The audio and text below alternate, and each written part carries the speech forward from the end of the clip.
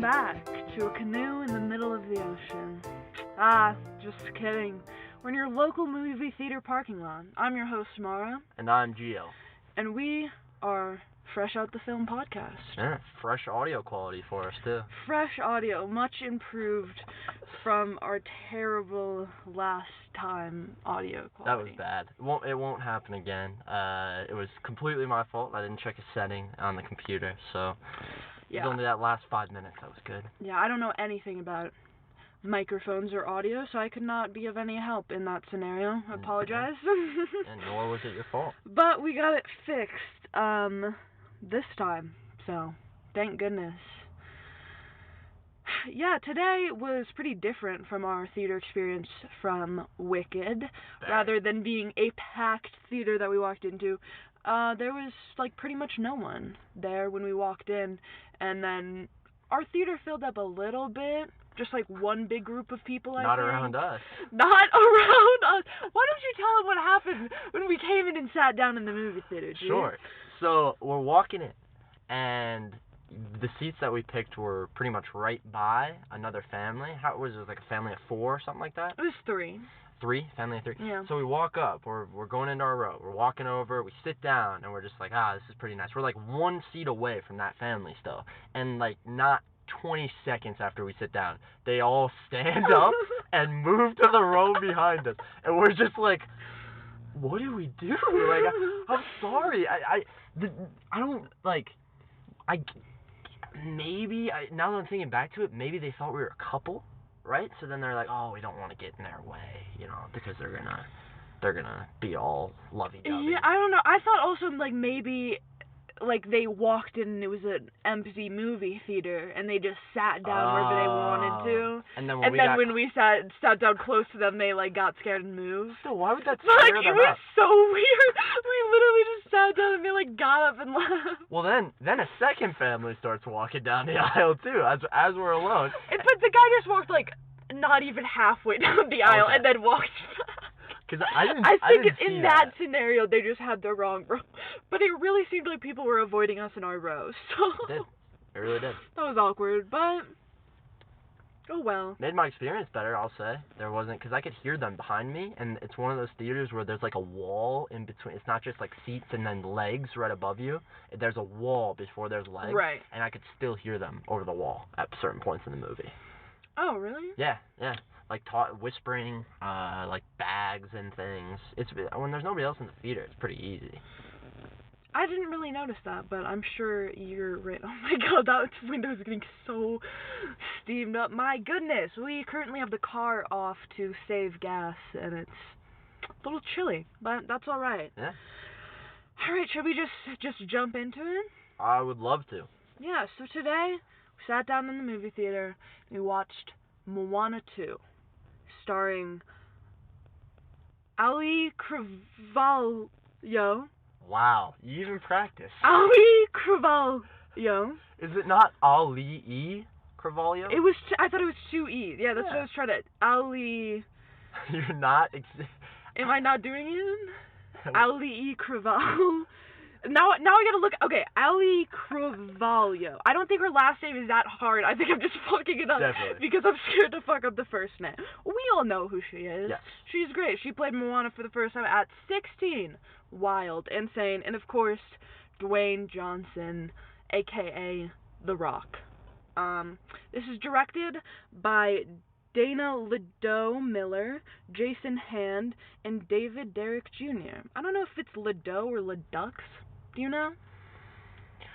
Based on the spelling, it seems French, so it'd be Lido. Yeah, I went with it. I sticked with it. And it is written by Dana Lido and Jared Bush. Nice. Yeah. Moana 2 is a story of Moana receiving an unexpected call from her wayfinding ancestors. She journeys alongside Maui and a new crew to the far seas into dangerous lost waters for an adventure unlike anything she's ever faced. Actually, it's pretty similar to the first movie, but yeah, that is a mix of the IMDb and the Letterboxd little blurb that they do about this movie, synopsis or whatever. Nice. The budget for Moana 2 was estimated around $150 million. Do you want to guess how much it made globally in just the first weekend? Now, we gotta keep in mind that this is a kids' movie, so it's gonna be up there with the numbers. What was the budget again? $150 million. I'm scared to be like really high. Opening weekend. Globally. I'm gonna go with 220 million. It's 389 million. Yeah. Oh my god. Yeah.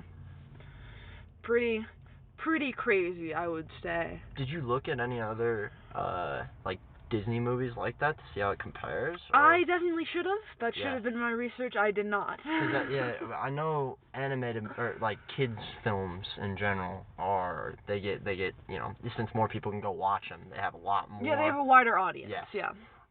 But that's I think that's an insane amount of money, right? Yeah. That seems like, they're doubling what they spent on the film within the first weekend. I think that's a pop off even compared to other projects.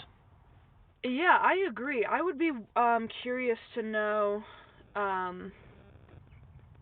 look at other projects. How much even the first Moana made. Oh yeah. That'd be a good point of reference. It's been how many years since Moana again? It was like 2016 when that one came out, so we might have to adjust slightly for inflation. Right, yeah, that was 8 years ago. 8 years. I'm not sure. As I quickly try to do research, it will not stop showing me Moana 2. So, can't help you there. If you're at home, look it up, Giving up on that. We're moving on. Alright. It is currently rated a 2.9 out of 5 on Letterboxd, a 7 out of 10 on IMDb, and a 61% on Rotten Tomatoes. That seems high for IMDb. Yeah. A 7 for this movie? That's interesting. That does seem high. I would definitely agree. Once we get into our thoughts about it, I don't think it was our favorite. We'll see. I'm saving mine for the end. You never know. But you never know. Yeah, that does seem like a pretty high score. It's, again, I would have to look more into kids movies and Disney movies and how much they make and how they're rated, because it's so different. That sounds like an insane amount of money that they made just to my ears, but I have no point of reference. Yeah, I'm sure it's probably close up there with other like big Disney animated releases. I'm not sure about like other studios and their releases if it's up there with those numbers. Speaking of those animated releases, I wanted to mention that this was the first Disney Animated Studios project, or Disney Animation, is that what it's called? Disney Animation? I think something like that. It was the first Disney animated movie that wasn't Pixar since Frozen 2, which was pre-COVID. Oh, wow. Yes. So it's been a long time coming for this one, so it's not that surprising that the box office went that crazy. Absolutely. Yeah, I agree. That's wow. I did not realize that. Yeah, I don't know. You, I know, have seen a little bit. You were talking to me about interviews that you've seen with the cast. I have seen, obviously, there's a lot of press that was going around a few weeks ago for Moana. We kind of missed the train on this one. It's coming out pretty late from where the movie came out, but... Oh, I told you in the theater today, the movie buffs have to wait a couple weeks to actually go in and see it, or else there's going to be kids screaming the whole time. Right, that's exactly what we do. Yeah, we're catering to the movie Exactly, buffs. Yes. All part of the plan. Our next movie and episode will be a lot more timely from where it comes out to where we release the episode. 100%. But yeah, have you seen a lot about... I don't know, the interviews in the cast and the press and all of that? Yeah, I've watched quite a few. I think the main point of all those interviews, it's honestly, except the one with the two directors and the writer, it's very much more focused on the representation of Polynesian culture and also the just the personal,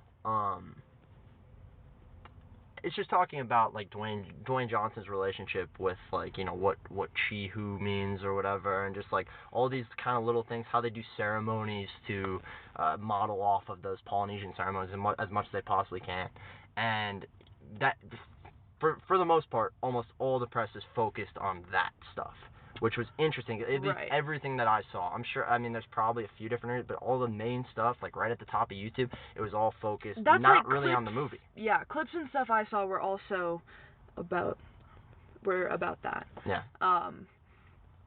Yeah, I don't know. Do you wanna move in right to the story? Totally, man. Awesome. Take it away. I'm excited.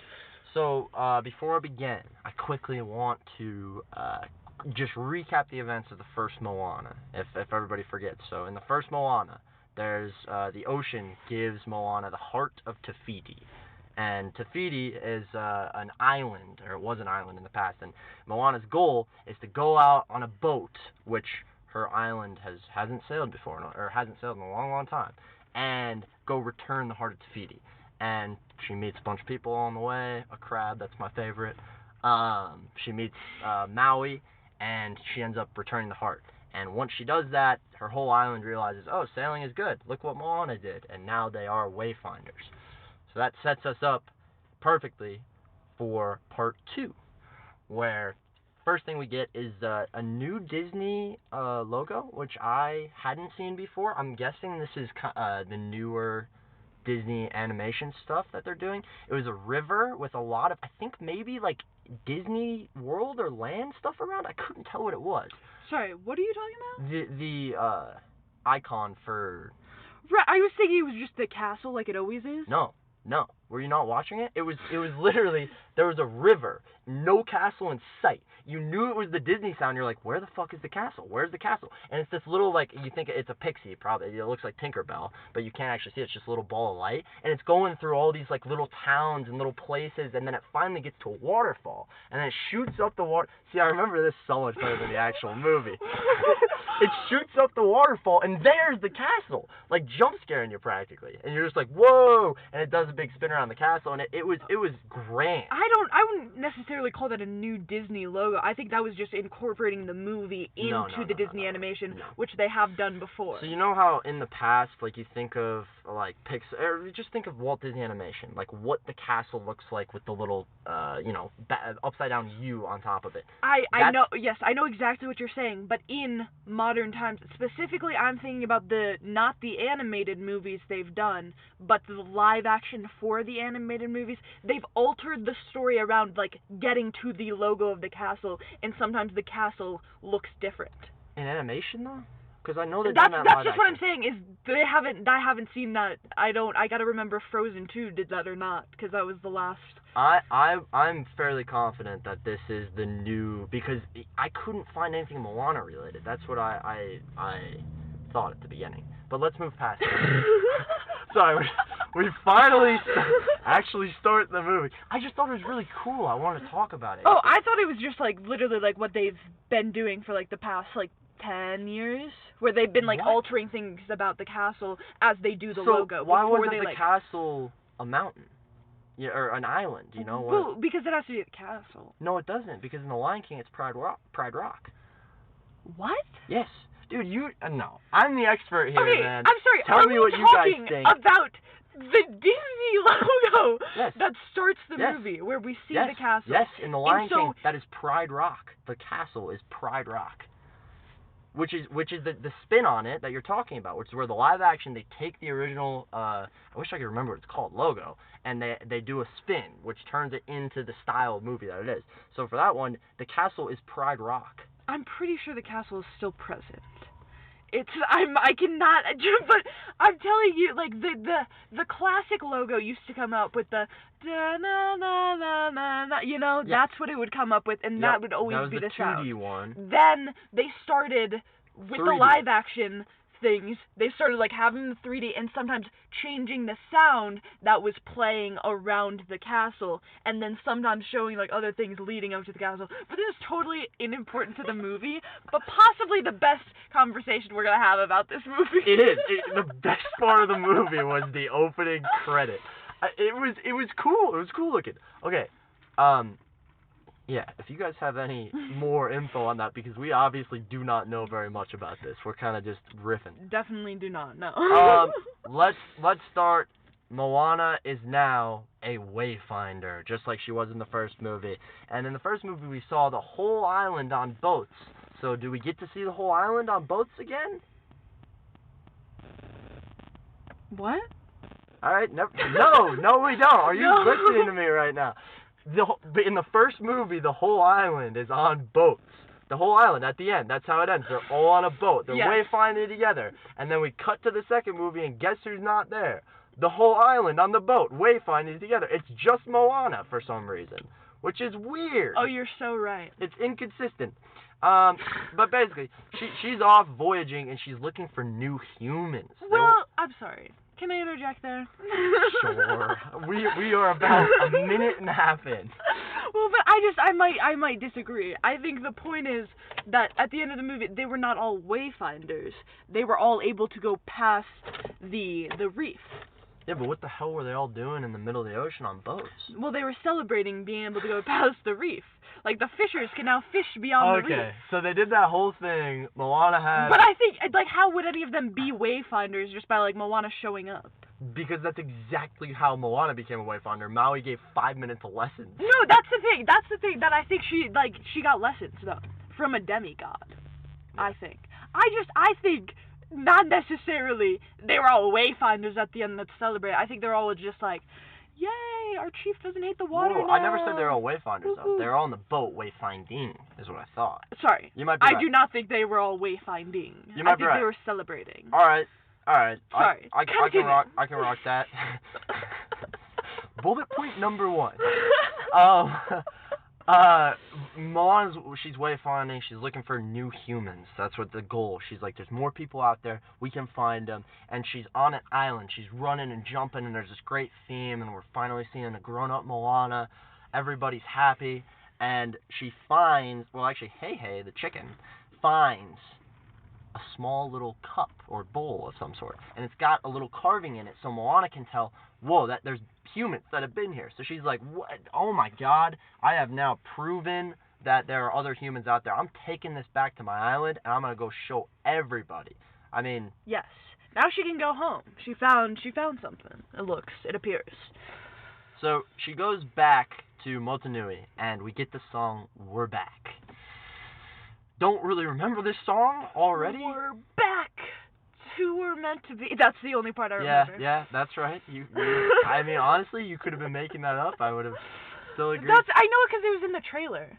I didn't watch the trailer. I'm scared of modern trailers. I'd hate to have Oh Moana my god. too spoiled. You're such like your dad.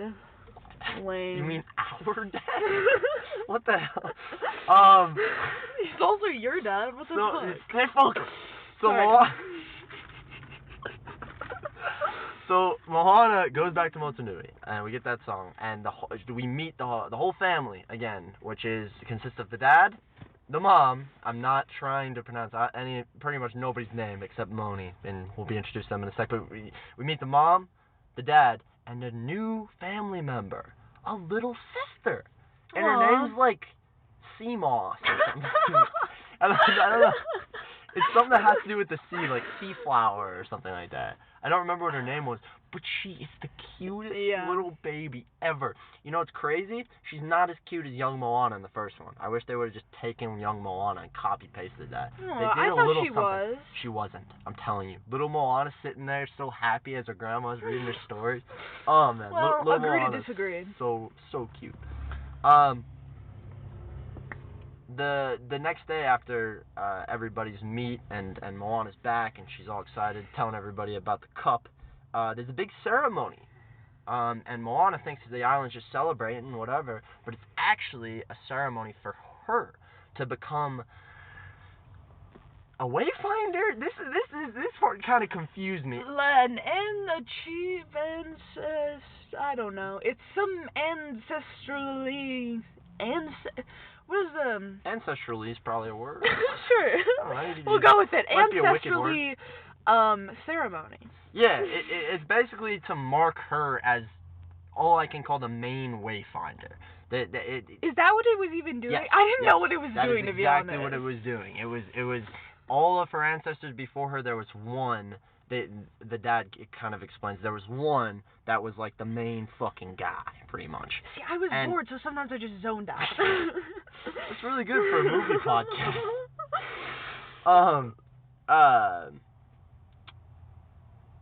But yeah, the ceremony is pretty much for her to become the main Wayfinder. It's just a way to show thanks for what she does, essentially. The leader of the Wayfinder, yeah, if so you will. Part of that being the leader is to drink this really like not clear water. Did you see that? Yeah, this milky ass looking water. Oh my god! The whole time I'm like, basically she has to pour a little out and then drink a little herself, for whatever reason. But right before she drinks it, thank God, no pun intended, here a lightning strike. And she's now talking to one of her ancestors, and this ancestor. I think it's when she drinks it, though, right? No, she doesn't drink it. It's right before she goes. She puts it right up. They look at it. You're so right. And then there's a little like Jurassic Park style. The water starts shifting around, and then it's lightning strike. Yep. And once this lightning strike happens, here is Tautai Vasa, and I apologize on my pronunciation, but he was the main Wayfinder before, and he's one of her ancestors that she flashed back to in the first movie. He is also our exposition man. This film. He comes in and he says, "Look, Moana, there's a storm god called Nalo, and he desires to have power over all mortals, and so people have since grown so detached from the ocean that Nalo thinks people don't need to be supported anymore." Right. So Nalo sinks the magical island called Matafitu to the bottom of the ocean, and Tautai goes on to say that actually shows her that her island will be completely decayed and deserted if she doesn't go and touch this island. And when I say touch this island, that's genuinely all she has to do. She just has to touch the island. Literally just touch the island. Just touch it. This is where we get the song Beyond, which is what I like to call How Far I'll Go Part 2. It's just the exact same thing. It's How Far I'll Go Part 2, bro. But like I can't even imagine, like I can't even hear how it goes. You remember the How Far I'll Go Part 1, where it's like I'm totally with you. So, let me keep with it. You remember the first one, yes. Right? Where the whole time she's just like, I've been standing at the water, and I just want to go out and be in it, and it's really hard to do because I'm going against what people think, and it's the exact same thing again.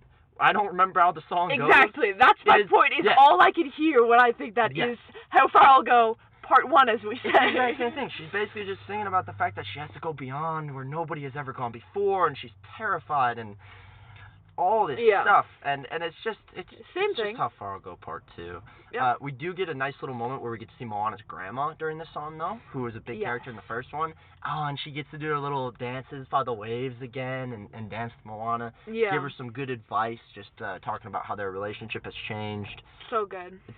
It's really, really nice. We also have Moana introduce her little sister to the ocean. I have a lot of problems with the ocean. I'm gonna try to not talk about them because I hate this character. Go plug your YouTube video. Oh yes. If you want to hear me going in on the ocean in Moana 1 and just destroying it, and then also arguing myself positively, YouTube channel Gio Santilli. I'll go ahead and find it there. That was a good call.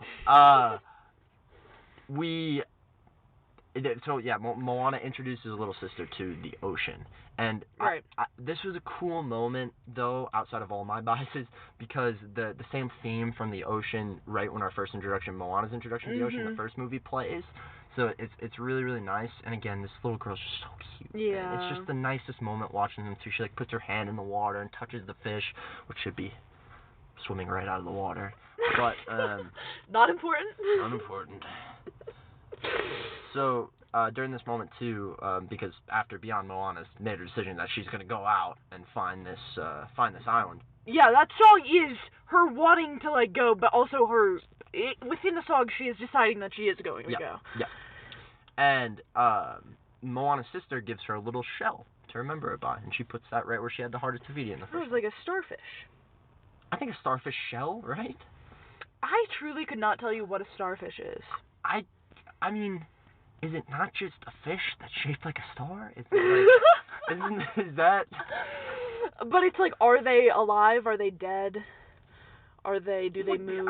I mean, I can answer that. They're probably alive. I mean, unless you're looking at a dead starfish, then that starfish is probably dead. It's that, like... So it's either a starfish, a tiny little starfish, or a starfish face-shaped rock. It looked like a little tiny starfish, is just my point. But I guess it's not a starfish, it's a living thing. It definitely wasn't I mean, well, that was too small. I'm sorry, I don't know what a starfish is. I'm sorry. I know you're right. It's okay. No, I am not saying I'm right. I'm not confident, but I'm sure it isn't a starfish. If it's a live I'm sure starfish you're right and about it's just that. being tortured that whole time, and it's just like really needing water. It really needs water, and right when the starfish goes away, it's like that's really a happy moment. Finally got back to be able to hydrate itself. But Moana's made a decision, so she gathers up the boys and girls, the team, boys, the fellas, all the crew that's going to get her to this island, which I keep forgetting the name of, Montefitu. I know, I keep wanting to say Tafiti. Tafiti's so much easier, bro. Just make it like Montefitu. Yeah, Tafiti. I'm pretty sure they're both like real things. So I don't think they could make it something else if it's like a real thing, right? I bet you Tafiti's just like a word in a language that means something. But is that not like a real place? I don't know. You can look it up if you want. Like, isn't that a real... I'm not 100% sure. Mountain? Because, like, I thought it was like the thing is, like, it looks like a lady, like, laying down. Does it not? It does. I think it'd be problematic, though, because if you had an island that was a real place and then turned it into, like, a devil lava monster for half the movie, the inhabitants of that island might be a little angry with you. It appears real. Whoa! I found a picture. That looks animated. Okay. The top one is. Damn. Is Tafiti... Oh. It was based on Tahiti. Oh. Yikes. We should have connected that a little earlier. Right. Also an island. Yeah, that makes sense. Of course. Damn. But... Stupid about that one? No, that's... Well, it makes more sense. So, yeah, so they couldn't base it off the actual island because you can't turn that into a lava monster. Of course. But, so Montefitu is probably another example of that. She gathers the whole crew up, and this crew consists of, first, the architect is what I'm calling her. They said her name maybe 2 times the entire... That's none of these characters' names they say, like, more than twice. Moni is the only one that I remember. And you don't even know who Moni is. I could not... Is that the guy that really likes, Maui? Yep, the big guy. Yep. So that's what I said. First we have the architect. She just loves working on boats and stuff. She's just a handy girl. And then we have the one with the name, Moni, who is... He's basically... If Maui was smaller and human, I mean, right? Just if Maui didn't have the ego that he has, he's a big guy. But he's able to read the ancestors' He is. writings. Yeah, you can tell he makes his own drawings and things to tell stories of his own, which is pretty cool. Mm-hmm. And that ends up being a kind of a important plot point at a certain time. But he's just kind of he's the muscle, but he's also got a very large soft side, you can tell from the start. And he loves Maui. Yes. Yes, he loves Maui. He's always talking about him. He's telling the kids how he got to hang out with Maui, which probably not true. Well, now he did, so. Now he did. But we're not quite there yet. Sorry.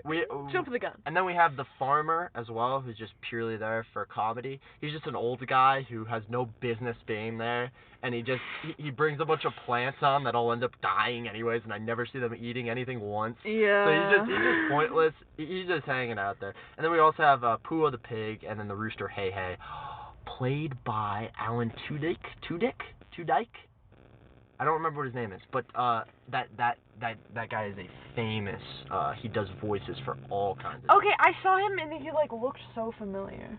You saw the guy? Yeah, and then like I scrolled his thing and I was like, okay, he's just been in everything. I don't care to scroll through his entire IMDb page when he's been in so many animated movies. But I didn't know that. I have here Alan Menken. Huh? Is his name? Could you double check me on that? Because I feel like that's the. There's another Alan, I'm pretty sure. Oh, it's Alan Tudyk? Yeah. Yeah, sorry. Alan Menken is a composer, and I don't know why I wrote that name down, but he voices Hey Hey, and he's so many other roles. It's so cool. He plays K2SO in Rogue One. He looks so familiar. Yeah. Do you guys see that? You guys in the mic? You see the picture really? Audio medium, Mar. Bro, I was talking to you. What the fuck? They can't see what I'm seeing right now. Yeah, it does. I was just. What the fuck was? I was showing you a photo because you said you knew the guy. Just turn. If the whole podcast was us just being like, look at this. Does this guy look good? That clearly wasn't what I was doing, you fucking idiot. Jesus Christ. Jeez, okay. Continue on with the story, please. My God. Alright. I've completely lost my spot because I was talking about all of Alan Tudyk's roles. I just wanted to mention, since he's in it, he's a huge voice. He does K2SO in Rogue One. He's also a chicken in Frozen 2 as well, so he's a professional chicken already. He's also the Duke of Wesselton in Frozen. Very nice. You know the Duke? Of course. Yeah. So, trying to get back to the story here. It was just you were introducing all of the characters, I believe, right? Yes. So, now, right after all those characters are introduced and they're getting ready to go, it might have been before this, but it doesn't matter, we cut to Maui. Yes. Maui is tied up with a bunch of, it looks like shark teeth? Right. Is that what those are? That's what I thought. Little shark teeth.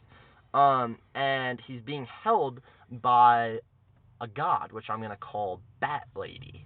I don't know her actual name, but she's controlled by she controls a bunch of bats. I don't know. I thought she was a bat at a certain point. It was weird, but then she had a human body. She has a bunch of bats. She has a bunch of bats, and she can float around and kind of break the way. She doesn't really, gravity doesn't pertain to her at all. So she could just walk upside down or like float in any way she wants. Yep.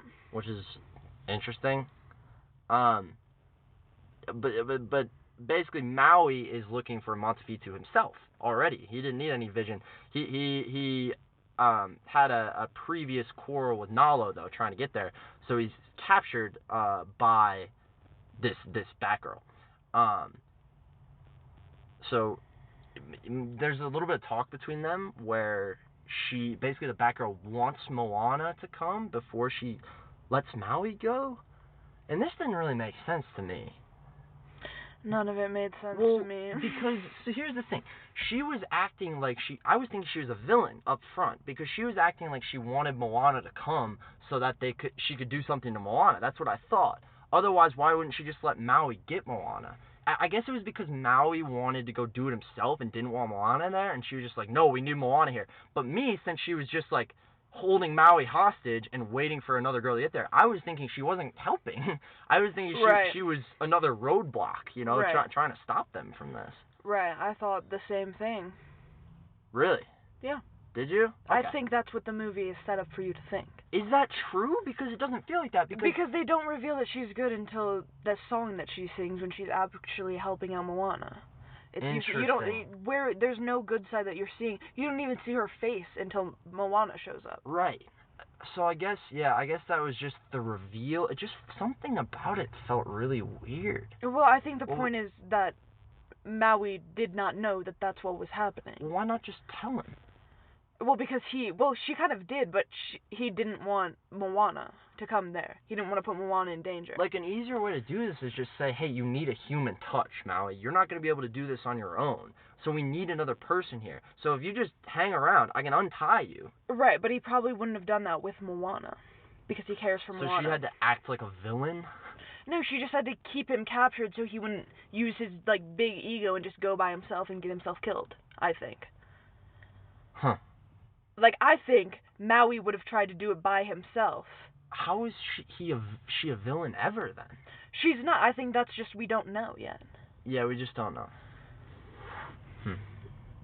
Yeah, I don't know. It felt something about that whole thing felt real weird, but I guess we have the reveal later, anyways. Yep. So Maui's in search, whatever. He's tied up. We cut back to the boat, and we get the song "Finding the Way," which is just the whole crew on the boat together. Finding the way. I truly cannot remember anything from it.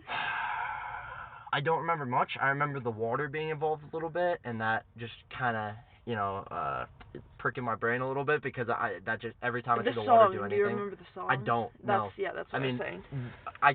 We could try and sing it. I'm trying to describe what happens during the song, which I also don't know. Right, but I'm saying I don't remember the song at all. It was so insignificant. Like, I truly have no memory of it. That's what I was trying to portray. Yeah. Yeah. Okay. Okay.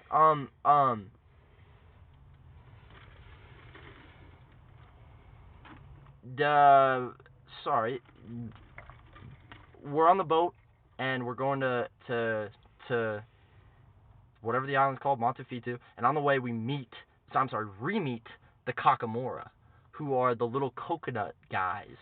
Yeah, which I think were the worst part of the first movie, I would say. I think they were the worst part of the first movie, but for me they were definitely not. Actually, I hate to say it, Jermaine Clement might have been the worst part of the first movie, just because the second act of that movie is so long and unnecessary. Yeah. He's great. He's great, but it's just so unnecessary. Absolutely, yeah. Whereas, but I guess the Kakamora are kind of stupid too. But basically, they come up on the Kakamora and see them running away from this massive clamshell. Huge clamshell. It looks like the size of an island. It looks like just a mountain in the middle of the water, but it opens up its mouth to eat things. So the Kakamora is trying to get away from the clamshell. At a certain point, Moana's boat also gets too close to the clamshell, so they're trying to get away, and they end up getting in a little tussle with the Kakamora. So Moana's boat gets caught on the Kakamora's boat. The Kakamora start hurting them really, really bad until they find out that Moana's going to the island. Right. And then we get the Kakamora's backstory, which is they're also looking for something, which they're looking for their home, which they got pushed out of. Yeah, which is translated by, what's his name? Moni. Yeah, which literally is the only thing that he does at all. You know what I mean? Other than just, make other pictures. He has a moment. Pretty much doesn't do it. That's true. I feel like that is his most significant scene of him actually doing something and being helpful. And it's the whole reason they set up his thing about knowing how to read all the... Yep. It's such a small payoff for that setup for that character. We do get a little more with him. We get a moment. He doesn't do anything, but he does have a moment. And we'll get there eventually. But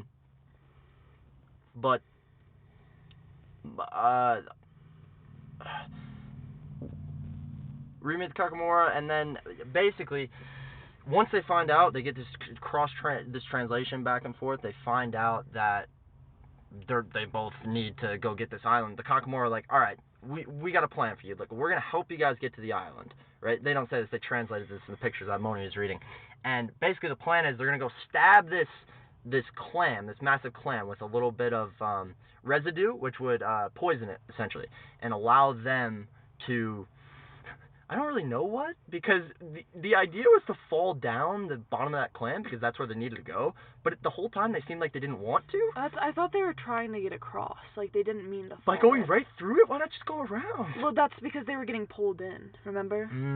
I think they were trying to go through it, but then got sucked in, and then ultimately that was what was supposed to happen because Maui was down there. How the hell would they have gotten through it? There's a massive hole in the middle of a clam. What?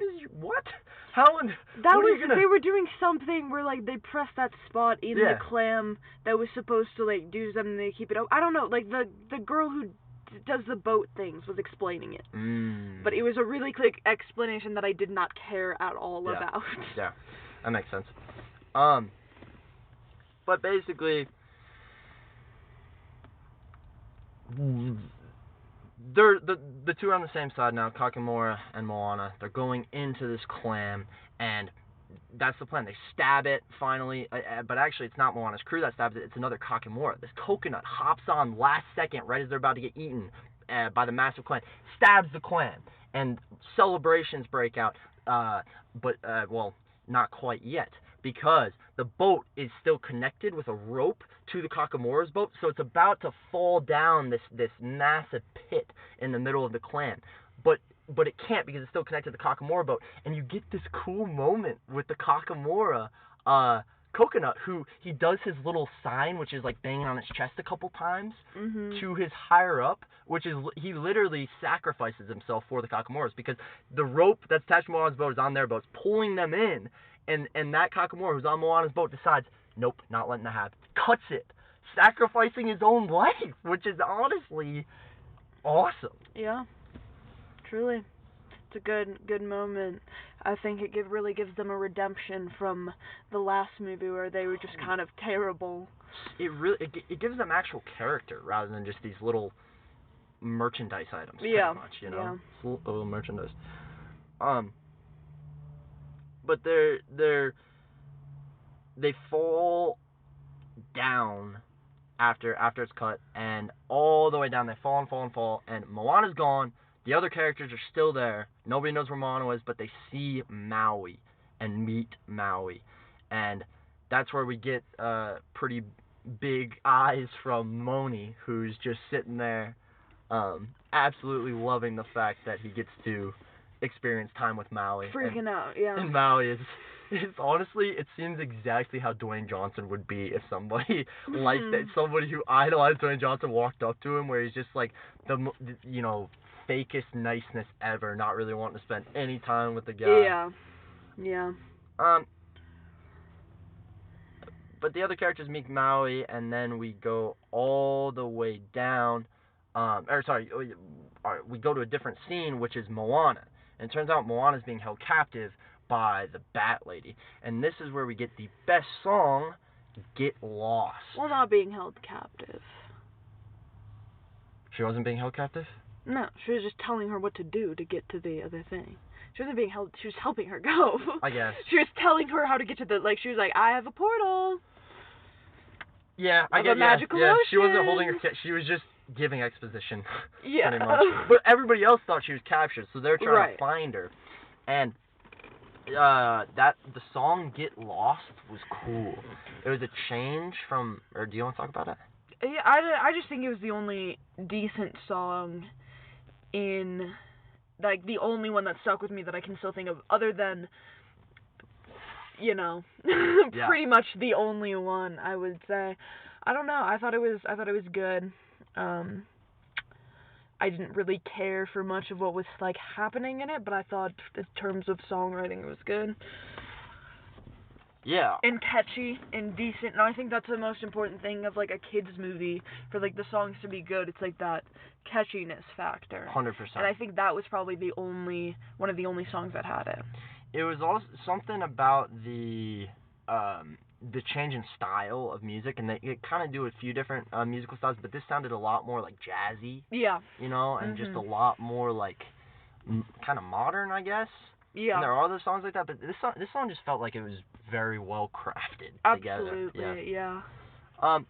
But yeah, basically like you were talking about, Bat Lady shows him a portal, and she decides she's actually helpful, which I don't know, something about that still confuses me. I see what they were trying to do, but I just don't know why she treated Maui like she did.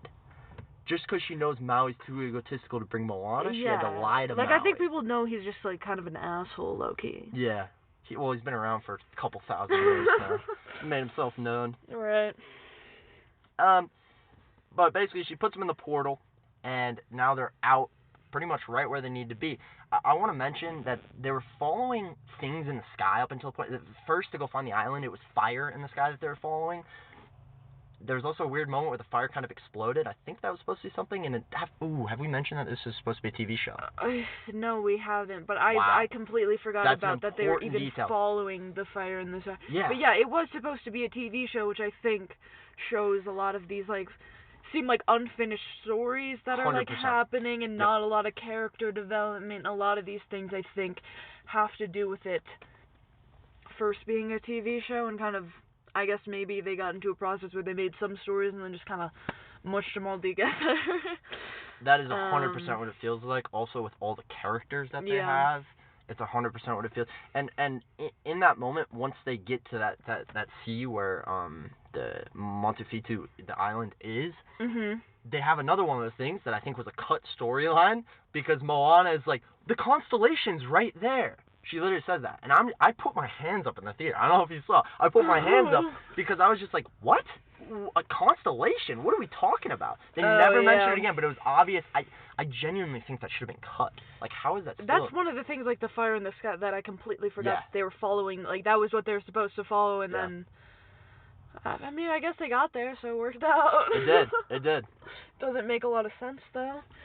But they're there in the sea, and they know the island's coming up. But first, they've got some massive sea creatures with long necks, and they all look like they, you know, they're very, very colorful. They're neon colored, kind of like the way that Tamatua was in the first one when it was dark. But those long neck creatures are coming in, knocking out the whole crew. I mean, they flatten the boat. Maui's having trouble with them. Things are going down. Moni gets sent into the water, and then this fight, from our point of view, it looks like that creature ate Moni. Yeah. It looks like he ate Moni. It did. And I'm like, no way they would do this, right? No way they would kill off a character like this, right? Right. No way they would. Right we are. No way they would. Maui hops in and saves him. But it was kind of nice, because that wasn't it for that, you know? Maui hops in and saves him. At this point, the boat's flipped over, though. They got destroyed. I mean, they got absolutely ran through. So, they get washed up ashore, basically. Washed up on this old island. And we have Moana's in a pretty bad mood. She's trying to talk to Moni, who's like in a really bad spot. Like he's literally traumatized from almost dying. And I felt for him there a little bit, because I was just, damn, like, this is a guy who's just been so happy-go-lucky the entire time, just happy to be there, happy to meet, you know, Maui, happy, and then he almost dies, and he's just like, holy shit. I wish I could remember some of the things he said, because I don't think he said holy shit. Although that would be great. But yeah, Moana's all sad as well, and Maui doesn't really give a crap about Moni, obviously, so he that never really got paid off, did it? It was just their little conversation, and then Moni was fixing the boat. Yeah. But yeah, Maui disregards Moni and walks right over to Moana and starts singing to try and make her feel better. And Maui sings the song, Can I Get a Chi-Hu? Maybe like one of the worst songs I've heard in like a while, to be honest. Worst songs of all time? Would you ever throw it on that list? I don't know, but like in a while, like I haven't heard a song that fucking bad. And like I feel bad, you know? But it's terrible. It's actually awful. And I was discussing this with you right after the movie, is that I think Lin-Manuel Miranda, who did not write the music for this movie, has the ability to make people who can't sing, put them in songs and make them sound kind of fine, because he's not that good of a singer himself. Yep. So when it's like something that's like, they could, in You're Welcome, they could hide that Dwayne Johnson can't sing at all. You know what I mean? Yep. That felt weird calling him Dwayne Johnson. Hey, dude. Too many rocks in this Moana universe. But like this song, it was all out there that he just sounds absolutely awful. Something about the tempo of the song I did not like at all. I didn't really like the lyrics. I didn't like the verses. I didn't like the chorus. Let's be honest. You just hated it. Yeah, I didn't like it. I didn't like the bridge either. Sorry. I didn't like it either. It was obvious they were trying to, and it was talked about in interviews too. They were definitely given a lot more, like you were saying, instilling more confidence in Dwayne that he could sing, and he could not sing. And they were doing the same thing with the tempo change in the lyrics that they do in You're Welcome, where it's the whole time it's You're welcome, and then it cuts that one. It has that one part where he's kind of rapping, and he's like, honestly, I can go on and on. I can explain every natural phenomenon. That one is done so well. So great. I don't know what happened. They tried to do the same type of thing in this song, and it just missed. It was so badly. Oh my god. It was like there was too little beats for how many words he was saying. It sounded super rushed. It did not sound good at. I literally almost like plugged my ears. Like, I'm not even kidding. Dude. My hands went over my ears because of how bad it's like. It was awful. I'm sorry. Like, I don't know. Maybe if someone that's like a good singer is saying that, it would sound fine. But it was so bad, and it was like so clear that like he was struggling singing that entire song. Oh yeah. Which should not be the last take that's put in the fucking Nope. movie. And it was probably the best one. Probably. It's hard. I do have to quickly say that. So do you know what Chi-Hu is? I don't know. It's basically from whatever island The Rock is from. That's like a call that they have. He was talking about it in like a triumphant moment or something like that, where kind of everybody is like Chi-Hu. It's just like he talked about if you're going out for a football game, or something like that. You're getting ready, you get the boy Chi-Hu, or you're celebrating somebody. And that's beautiful. It is. It's really cool, and that's a piece of himself that he got to put in there, and they just ruined it. It's such a bad That could be a cool moment. Yeah, it was really bad. And we love Lin-Manuel Miranda over here, but I know he would have killed that. You know what I mean? I think so too. Like, he would have done it well. I think so too. We may be biased, but a little biased. We might know every lyric to Hamilton, but oh well. Basically, we're on the island, and Moana's all cheered up. She's about to go give a pep talk to her whole crew, and she walks up there, and the whole crew already has a boat ready to go. It turns out a bunch of her ancestors' boats. Well, one of the main ancestors that we've seen this whole time. I'm forgetting his name right now, but his boat is there. So his whole crew fixed up that boat and made it for her, ready to go. Huh? I'm sorry. Yeah, no. Was that not her yes. boat? It wasn't. And this was easy to miss. And I was going to say this because they did not make nearly enough big of a deal that her boat was broken. In fact, I felt like they cut it up wrong because I remember... I didn't even notice that the boat was... Like, I just thought it was, like, on its side somewhere. Well, it's just they showed the destruction during that sea creature battle, but once it washes the shore, it's kind of in the side of the frame at some point. You don't see it completely broken. So I had to be listening for when they said the name of that ancestor to know that it was his boat. It was also the sail was a different color, so I hope. Yeah. I must say real quick, I was trying my hardest to pay attention. I promise I wasn't in there just like, oh, I was trying, like, literally, it was hard, like, I was bored. It's weird because it didn't even, like, drag at any point. Like, the story didn't really drag, right? No, it kept moving. But there was so much happening, but it just felt so boring in some, like, I don't understand how it happened. I think it's because it's the same story as the first one. But I promise I was trying to pay attention. I wasn't just, like, zoning out the entire time. I was really trying my hardest. Thank God I did the story for this one. Yours would have been, God. like, 4 sentences. But they fix the boat up, and they head off to take on the god that's protecting this island. And now the pressure's on, man. Maui's got this whole plan. He's all excited, pitches it to the boys, the crew, sorry. I don't know why I keep calling them the boys. The crew. Pitches it to the crew, and they're going at it, right? It's rough waters. The ocean apparently can't help over here at all. And Moana's trying out new methods to be able to sail, and they end up changing the plan slightly, where now Maui is going to pull the island out. Moana's going to work her way past this god shooting all the lightning down, and then touch the island. Yeah. Easy plan. But instead, things go wrong. Maui gets struck by the god lightning, and instead of pulling up the island to the surface with his hook, which was the initial plan, Moana decides to swim down and touch the island instead. Yeah.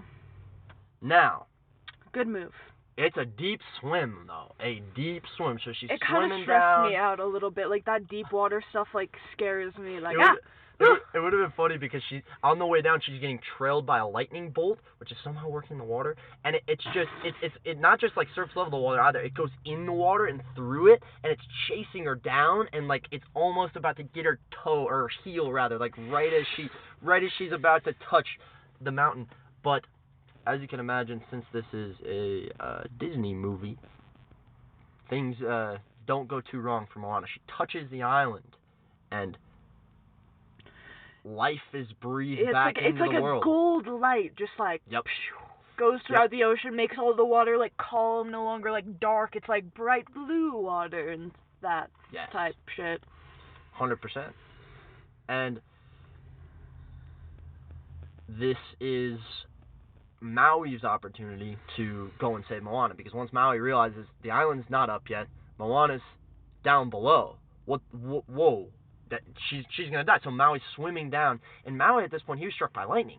You know, so he no longer has his tattoos, which means he no longer is a god. He got stripped of his powers for that. So Maui can't turn into a shark, anything, swims all the way down to try and save Moana. He grabs her, and right as he grabs her, there's a air bubble that's made around the two. Yeah, I really liked how this scene looked, to be honest. Like, it was really satisfying to watch, I would say. How the bubble came around them, and then, like, all at once, like, they were all wet, and, like, everything else around was dry. It was so cool.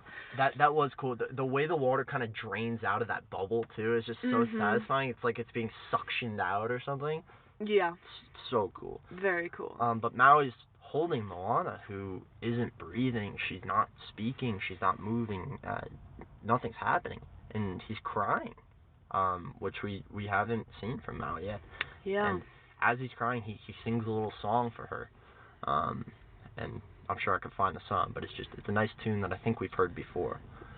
And I'm sure it is really symbolic of something that we are not aware of at this current point in time. Yep. 100%. That's all we could say about that. But he cries and sings, and slowly all of Moana's ancestors walk into the bubble. So all from the water, right when the bubble formed, all of these ancestors start appearing in ghost form and walking up to Moana, and they create a nice the shape of the heart of the mountain from the first movie over her, and they all sing at the same time. Her grandma eventually walks up to her, and this is a Disney movie, we can't kill the main character. Moana wakes up. Yes. And for whatever reason, now she has a new tattoo, which means she's some type of god, I believe. Seems like it. Yep. That's what it seems like. I don't know. I think tattoos I think symbolize power. Yes. So I think that's where they could have explicitly said that she was a god, and there's this little line with Maui at the end where she's just like, "So does this mean I'm?" And and Maui's like, "Yes, this does mean I still have better tattoos than you." So I'm pretty sure she was gonna say, "Does this mean I'm a god?" Right. You know? But I think like after taking away like Maui's tattoos, like they were really pushing that symbolism of the tattoos, or that, you know. Speaking of Maui's tattoos, they also give Maui his fish hook and his tattoos back, and he's able to go up and raise the mountain to the surface. And we're not gonna think about any of the logistics of raising land and then it somehow sitting on the surface. We're not going to think about that. Kids movie. But Moana also gets her magical ore. Right? Oh, was it a magical ore? Well, it seemed to be like fish hookified. Yes, that makes so much more sense. Because at the end, she has this ore in the water, and there's this weird trail, and I'm just like, what is... Did you not catch on to that? Nope, not at all. Nothing. When she gets her tattoo, well, like Maui gets his fish hook and his tattoos back, she gets her tattoo, and the ore she's had, that in the first movie, Maui carved that in too, and that carving's still there, along with like a bunch of other that come over it as she gets it. Nice. Great job. See, I was paying attention. I was just like, oh, her ore's back. Okay. Weirdly symbolic. It seems to be magical, I think. That's cool. I don't know what magic it is. No, you're 100% right. I just completely missed that.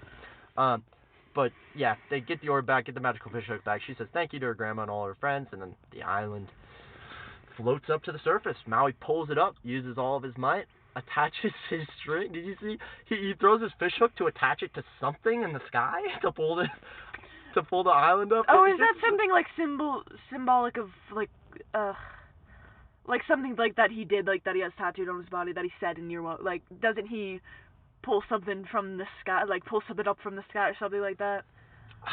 Like, could that be symbolic of that? The sun, maybe. I feel like he was the one who gave us the sun, technically, so that's probably it. Oh, okay. I think that's in his little "You're Welcome" song. Right. Yeah. But the island's up at the surface. Moana's saying hi to all of her friends again, and then she blows into her shell, which she did at the very beginning of the movie, which is basically just to try and find other people that aren't just ancient cups. So she blows into the shell, and we hear another sound. Boom. Sounded just like that. And it's hey, it's the chicken, unfortunately. Yep. Which was the same joke that was made at the start, that he has his shell stuck in his throat. Yep, it was a callback joke. It was funny. And that's it. Just kidding. No.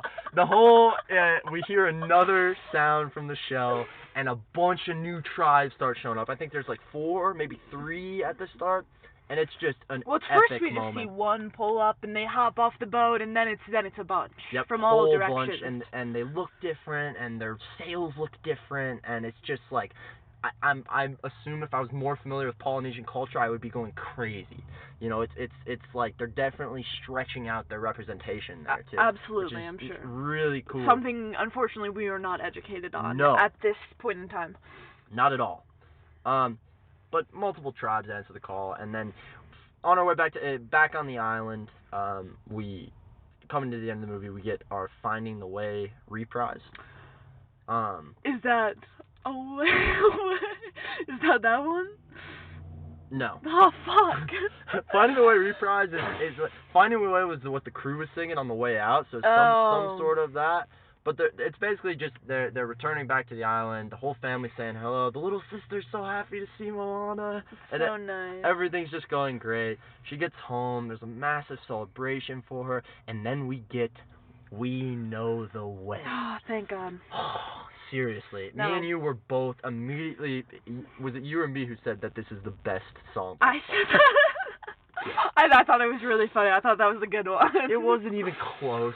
That song, it was so good, man. It was so good. Yeah, it's such a good song. I missed hearing good old Lynn's voice, but that's okay. But I believe in a little, nod to Lynn. I believe it was Barlow and Bear, the musicians for this, singing the vocals on that last song. I'm not 100% sure. You guys can double check me on that. Yeah, I'm not sure. But that would be cool, as in he did at the end of the first movie. It was 2 women who started harmonizing. Right. And since Lynn did it at the first movie, same song right at the end. I think it was the same. But yeah, I mean that's just about it. But we have Barlow and Bears, we know the way. We get to see Moana's magical oar, which makes a lot more sense. In the water, which I believe it shows the way that she needs to go. Was that it, or does it mark where she's been? Could not tell you. One of the two. Didn't think that far into it. Then we go into the credits and we leave. Me and you leave. I'm sorry, I had to take a piss so bad. It was like actually ridiculous. Little did we know this was Avengers Infinity War, dude. Yep. You know, this is legit. End credits scene. Yeah. Showing that the Bat Lady isn't free from her cage, essentially. I didn't really get into that, but she was controlled by the god, and he just ties her up again, basically saying, hey, even though you did this good, you're not getting out. Yeah. And we also get a cameo from Jermaine Clement. Your boy. Who plays Tamatua in the first one, and he is, he does a couple little jokes. It's not that funny, but he was such a cool character in the first one. I absolutely had to mention that. And that is the movie. The story, yeah. That's it. Yeah, to me it was pretty boring, but I don't know. Just move it right along. It's hard for me to discuss character in this movie because there was barely any character development at all. Like, the majority of the character development we got was in the first Moana. Like, that was pretty much it. So it's like, when I'm thinking of different characters in that, I cannot remember their names. Like, I don't know much about any of them. Yep. There wasn't a lot that stuck out. Obviously, like, Maui and Moana were the main two because we know them from the last movie. We got a lot of development with them in that last movie, which we didn't really get with any other character at all, I would say. Yep. Which I wish the parents were developed a little more in this one, because I felt like that was a missed opportunity in the first one. The parents just didn't have. Besides, the dad had a pretty good character, but that was about Right. it. The mom not at all, and the parents were a second thought in this as well. Yeah. The farmer is literally just there as a bit part, just to make jokes the entire time. Same thing with the 2 animals on the boat. Yep. And so at that point, 3 people just there for the bit seems a little bit overkill. Yeah. The architect was pretty cool if she had any other aspect to her. Right. Her whole thing is just that she works on the boat, and she has this big moment where she makes a sail, but that's it. They're all just very one-dimensional, you know. Even Moni, his whole payoff is the fact that he can read drawings. You know, yeah, like that is one his thing. It's just it seems like characters that are made by 5th graders, to be completely honest. And I will say that it seems like with a TV show that could have had more time to build these characters out. Absolutely. And that would have been different, but unfortunately we gotta take what we have on screen, and what we have on screen is poor character development for almost everybody. Yeah, so going right in that realm, it'll be hard to name, I imagine, best and worst characters. Yeah. I can confidently say my best character. Yep. It's carried over from the last movie. I love Maui.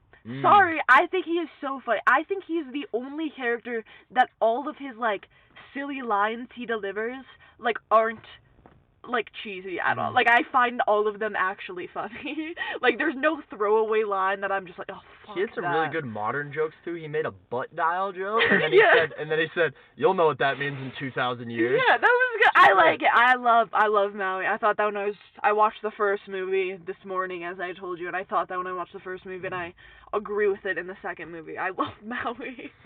Yeah. I'm gonna go with Moana. Then. Moana? I'm gonna have to go with Moana. Okay. She's so likable in this, and she's still just like the perfect person. There's not a single flaw with Moana, really. Her biggest flaw is the fact that she wants to reach far. Like that's it about her. But I think possibly it's Ali Carvalho. Did I get it? Ali, I think. But just she seems. I don't know, she seems so likable, and in every scenario, even when she gets, you know, I wish we get to see her kind of get broken down a little more, where we get to see her be sad, but I just love the way that she finds herself, and is always a leader, no matter what scenario she's in. She's in the water, you know, in that last fight, where everybody's like, oh, we're dead, this is over, and she's like, there's always another way, you know, she's got, and just, you know, since I mentioned Moana and you mentioned Maui, their relationship is so cool. Yeah. All the little callbacks they do to the first movie, where it's like, Maui, you're so awesome, and like stuff like that. It's the one thing on that screen that actually I felt warmth from, you know. Yeah, and I think it's truly like the only reason that is like the case, and those would probably be like Moana would probably be my second favorite character in that, is because we got so much development with them that we heard all of their backstory, and like we do actually like them. Yeah. You know what I mean? Totally. And we just couldn't experience that with any of the other characters. So it's hard to even pick a favorite character that wouldn't be Maui or Moana. You know what I mean? Yeah, it is. Well, then this next one will be easy. Well, is it easy? Like, I don't know about any of them. For me, the worst character was the farmer.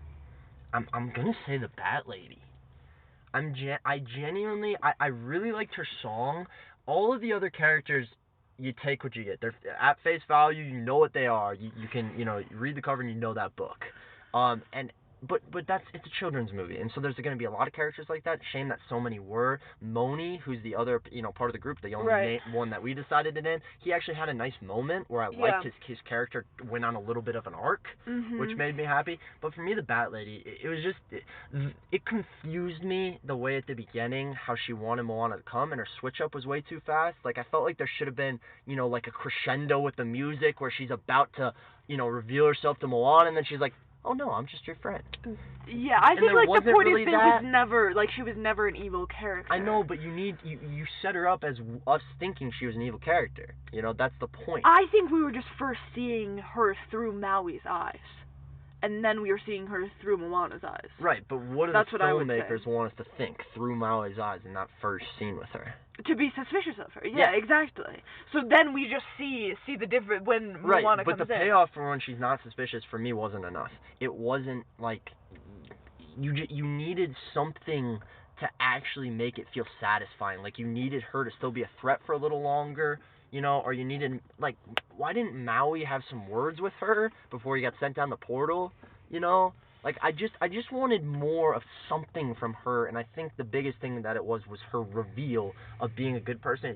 It fell flat. It just happened. Yeah. And then that was that for me. I understand. I would just disagree because I think she's the only other character. You disagree who my worst character? No, I would disagree with her just being on like the other end. If you know how podcasts we have a conversation about things we say, you know. So I would say for me, she was the only one that had a tiny bit of character development. Like, we got a tiny little bit, like, even though it was just her saying it. So like that for me just pulls her. I'm just trying to give my explanation of why she isn't my worst favorite, like, my worst character. Is the bait and switch development? Well, I think it was the development when she was talking to Moana and talking about how she's like actually the one that's captured, you know what I mean? Right. Yeah, I think that was like she got her a little song. bit. Yeah, exactly, which I think was just a little bit more than pretty much every other character, which would push her over the end to on the better sides of my character. So with that said, I would say like the old man, the farmer would probably be, because I feel like there's no point of him. Like I don't get why he was there. Like I guess getting fresh food or whatever, but like we never saw them eat. We just let him use coconuts as a flotation device. Yeah, literally. That was it. He kind of saved Maui, low-key. Did he? Yeah, by swimming out there, but like they all kind of saved him. Yeah. Someone else would have done. Someone else would have stepped up, and there was there. There was no real development for him either. No, nothing. Like at the end, he could have been a bit, happy. He loves sailing now, but he wasn't. Remember, they get back to land, and the first thing he does, he drops straight. Everybody's walking up to go see the whole family. He drops right into the sand and just touches the ground. It's so funny. Yeah. Do you remember that? It was right when he gets off the boat. It's great. Very good. Yeah, he clearly hates the ocean, I would say. Now, moving right on from that, what do you think your best and worst scenes, in your opinion, would be? Do you want me to start, or do you have one in mind? You can start. Yeah, so I'd say the best scene, and we touched on this before, just because of how visually beautiful it was, and it was like a sweet, beautiful scene, was that ending scene where they're like in that bubble of water, and like all of the ancestors are around her. I thought that was just like really cool to watch. I really liked that. I don't know. It was beautiful, too. Yeah, it was really pretty. I said that there's only like one thing that I felt warmth from. That was, I guess, it was their relationship, Moana and Maui. Right, yes. You really, like, I wasn't anywhere close to tears, but probably because I knew they weren't going to kill Moana. Right. I think that for me, my favorite scene is probably that one. Apart from a little detail I mentioned in my small review, but, or my rating. Mm-hmm. I do think my favorite scene was, I don't want to say it, but it's the one that stuck out to me the most. It was when the Kakamora cuts the rope to its boat. That was such a cool scene. The whole humanizing the Kakamora was already cool. And then a Kakamora jumps on the boat, saves their lives with the spear. And then I'm like, okay, these guys are great. And this rope that's on Moana's boat is still attached to the Kakamora boat. And instead of, trying to climb the rope and get back or jump off into the water or anything, he looks at his chief and does his little chest-pumping sign and takes the knife out and he literally sacrifices himself for his people, which is awesome. Yeah. I loved it, and that was my favorite. Yeah, I agree. I think, again, I already said this. I bet you can guess what the worst scene, in my opinion, was. It was the one Maui... Can I guess? No. Go ahead. Well, it was Maui's song. Yep. It was definitely that. I nothing wrong with the scene necessarily, but the song was just so bad that it took over everything, and I had to look away. What was like that scene doing stylistically? Like, I could not even tell you. I was shielding myself from it. For me, it kind of looked like the same thing as they were trying to do in You're Welcome, where it was like, they start on the beach and then they just get like this crazy kind of, you can tell it's fake looking, everything in the room, but it's just like a chorus of like little cardboard looking people, or just like they're inside of like a story. Yeah. They're inside. Yeah, they're inside of the song, and it was. Which not necessarily, it wasn't. I don't know if it was necessarily good or bad scene, but it was an awful song that took over the entire scene and made it terrible. So, Yeah. Makes sense. That's definitely what I would say. Do you wanna? Did you say your worst scene? I did not. I'm still trying to think. So I was almost just like hoping you moved on right there. There's a lot. Well, I thought you agreed with me. Let me start with this. I definitely do agree that was a really poor scene. But since this is a song, I want to try to say something a little bit different. Yeah. I will say that a lot of scenes in this just felt. A lot of the comedy is not meant for me, you know.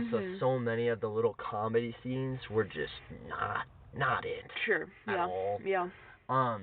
But for me, I think it was right when it's involving the Bat Lady. It's right when the Bat Lady, when Moana agrees to go through the portal, and then they have this moment between Moana and the Bat Lady and Maui, and they could have had some really interesting conversation going between Maui and the Bat Lady there, but they just made some type of joke and had Maui, you know, toilet bowl down the portal, and that was just like, it could have been a cool moment that they decided to just, it seems like something that was cut, again, you know, a conversation that was cut, and I would have liked to see how the Bat Lady and Maui's, you know, relationship changed after he finds out she was a good person the whole time, you know.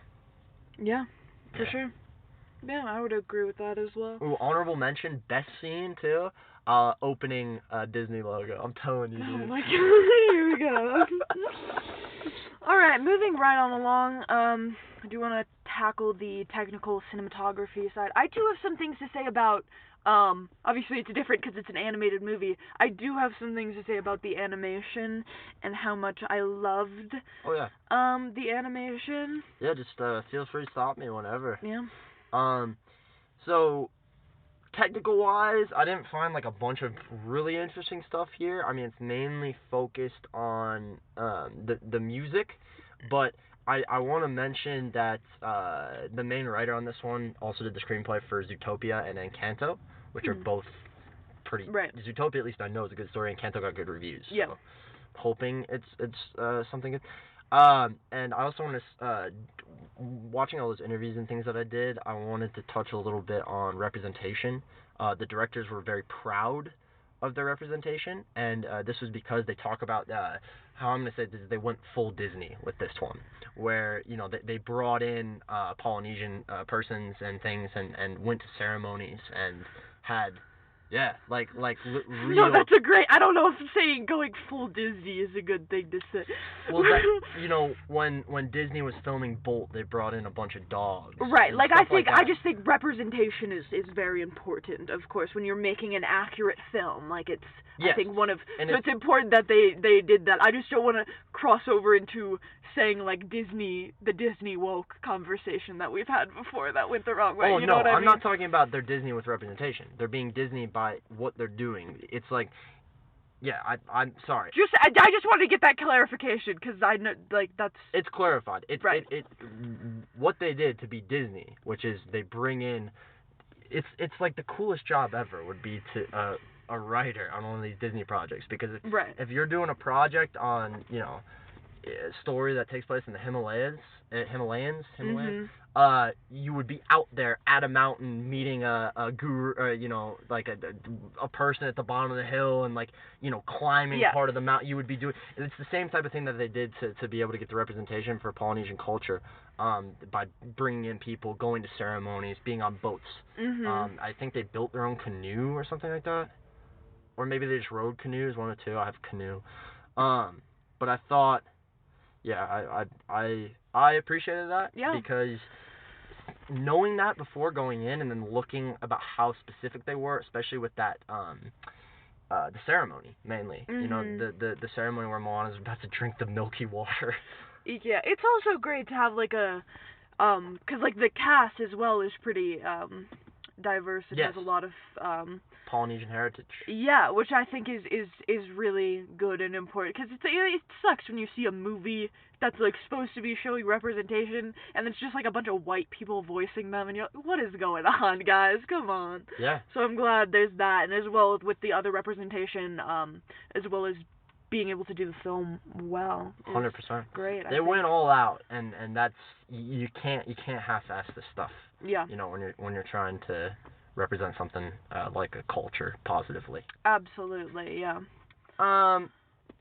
Before we get into like the real music stuff, a couple animation things real fast, which you could probably add yours in. I want to quickly say that the water in Moana 1 and Moana 2, it looks so good. I don't know what it is about, but that scene where Moana's showing the little Yeah. girl the water, Mhm. it's just the way it moves. I don't know what it is. They really put a lot of effort in animating it, and it looks absolutely beautiful. Um, they also a big part of Moana's character model was they wanted to capture the athleticism that Moana built up since the first film. Do you feel that? No. Neither do I. Was she more jacked in this one and I just didn't realize it? I don't think so. And she's always been crazy athletic with like how she moves. You know, like where she jumped in the first movie, she jumps Right. off of that rocket while Maui captures her in the cave, and then like crab walks up the. Right. You know, I mean, but yeah, but apparently they did. And then same thing for the second movie as the first movie. There is hand drawn animation, and they love pitching that when they're talking about Moana. The only hand drawn animation, can you guess where it is? Hand drawn. No. It's in multiple scenes throughout the movie. It's on a character. I have no idea. The tattoos on Maui. Oh, that makes sense. They're all hand drawn. Yeah. That's cool. That's cool. Yeah. I like that aspect. I don't like how much they like to pitch it. Yeah. I love, one thing that I love is just like, and this is the thing that Disney has been doing in like the past few years. Obviously they did it with the first Moana, is just like the attention to detail in the animation. Like her hair is moving when she's doing things, like her dress is moving, like all of those things where there's like those little details to make it look like that much more realistic. Like I know there's like a scene in the first Moana that I love where she like flips around with her hair and then her hair like hits her in the face. Yeah. And it's like, that's just, I love like that attention to detail. Yeah. Where it's just like so, it just makes it feel like that much more realistic, you know what I mean? 100%. And I loved watching it. Just watching like her hair move and shit like that was so cool. The way the animals are done are really nice too. I mean they move very realistically, obviously. The chicken, who's voiced by my boy. I don't know what that just all the process things would be to voice that character. Isn't it? It's crazy because they pay him so much money. Oh. Because he's such a sought after voice. Yeah, and he just goes in there and is like, "Paka!" Literally, that's so crazy. Damn, what a life. He's living it up. Is there anything else you want to say on the animation side of things? No, I don't think so.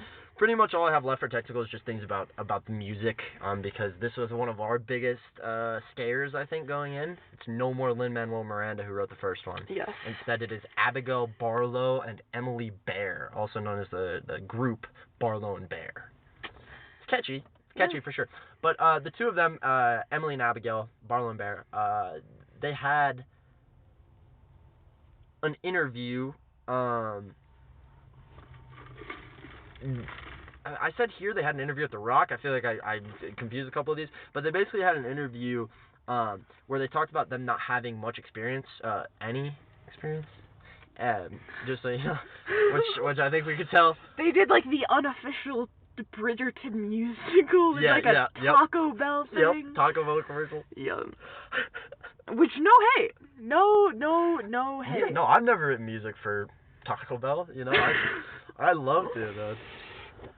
But they basically said that they wanted to take a different spin in order to try to not try and top Lin-Manuel Miranda, but write their music differently while still trying to represent Polynesian culture.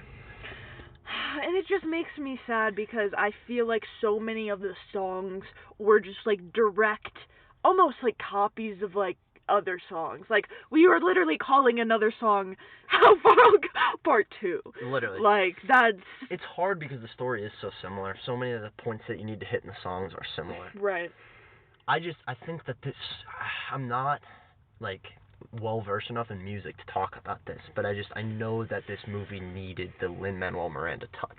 There was something about that last song that just like brought me up another level. Yeah. It just brought me up. I think it's also it's hard to compare like to Lin-Manuel Miranda. Like he did so good, so this is automatically going to be directly compared because it's a sequel to the movie. It's an like impossible it's task. impossible. Yep. But with that said, a few songs really fell short, I think, and just felt like direct copies of other songs that were just done not as well.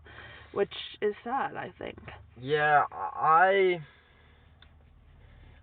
really think this movie was worse off for not having Lin-Manuel do the music. I think this could have been a whole lot better if you would have had him working on it.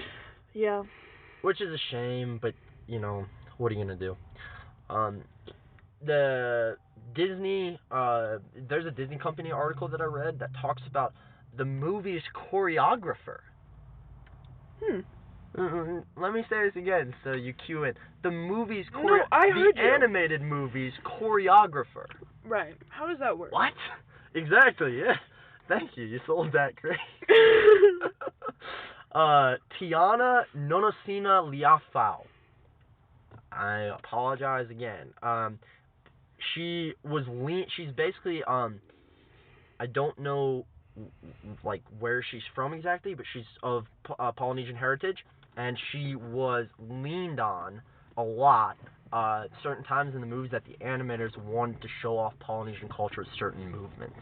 So essentially, like, hand movements or whatever. That makes sense. Yeah, so she would come in, and they called her a choreographer. Obviously, that wasn't really what she was doing. Right. But it is kind of a cool little touch that also brings that extra level of Disney magic to the representation. Yeah. That is a level of Disney magic, right? You're working with a choreographer, so when you're making dances, you want to implement ones that are, within that culture. Absolutely. That's pretty cool. That's pretty cool. And then I just have a small question here, really at the end. I think we've already discussed it a little bit, but what do you think of the music compared to the original? Worse.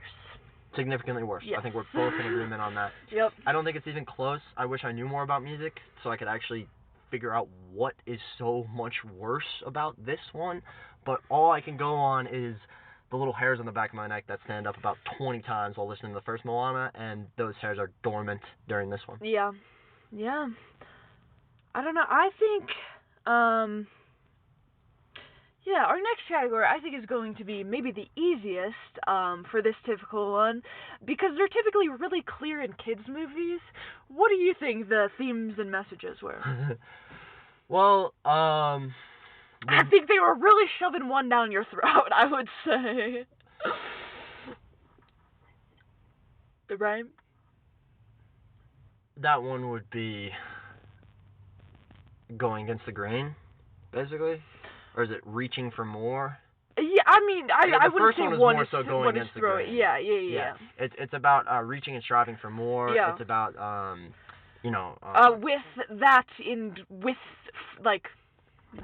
let me think about how to say this in the right way. Like, reaching for more with, like, good friends by your side to, like, 100%. help you. Like, that is a huge part, is, like, the community of it, I would say. Yes. It's about using using the people around you to your advantage. I mean, obviously, like, love and family relationships is a very big theme. Because of the little girl, the whole time Moana's got that little starfish or whatever in her locket, and when she loses it, it's a really big moment. That's about it. The hard part is it was really only Moana getting all the lessons this time. Right. And the lessons weren't even that prominent, It was just because it was kind of a repeat. But I do think there's a lot more about that. I don't think they did that relationship great, so I'm going off a little bit, but the little girl, Moana's little sister, and her. Oh, you didn't? I think it was alright, but because now that I'm thinking about the themes, that feels like it should have been a really big theme in the movie, but I didn't really think about, she has to get back to her sister until they wanted me to think about do you think, like, her having a little sister in general was, like, a TV show thing that they came up with? Totally. Because it's, like, it feels like she could have not had a little sister and still, like, wanted to go home to her parents, obviously. I guess they wanted to defer it a little more from the first, if they want to get home to mom and dad's, same as the first, but I don't know. I don't know. I think that's possibly, like, a, TV show character that is now in the movie. That didn't work out. Okay, just kind of rolling through a lot of our categories do not apply with an animated sequel movie. Any Oscars? I think that it is clear by our reactions to this movie it's going to be a no. From us. I don't think that's... It's not up with the standard of other Disney movies, to be honest, especially the music. Usually the music is the Now- thing that's gonna win an Oscar, Yes. you know what I mean? For a Disney movie, for sure. Or, well, mostly... For like a That's Disney a hard animated statement. movie. Well, that's also a hard statement. Like, that's in, It's the easiest let's one. say in recent years. Yes. The most Oscars to Disney movies have been You know, for music. it possibly could win one for the score. I wasn't paying any attention to the score the entire time. No, I was not But either. there is one, and he's credited. But that would be the only thing, if it gets nominated for anything. That would be it. Yeah.